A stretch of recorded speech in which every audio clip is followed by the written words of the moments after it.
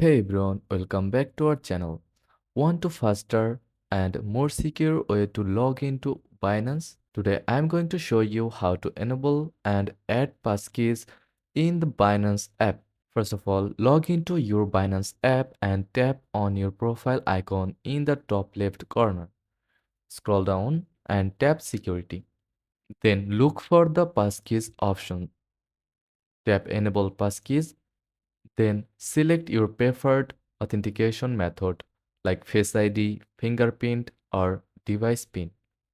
Follow the on-screen instructions to create your passkey. Binance may ask you to verify with two-factor authentication like Google Authenticator, SMS, or email.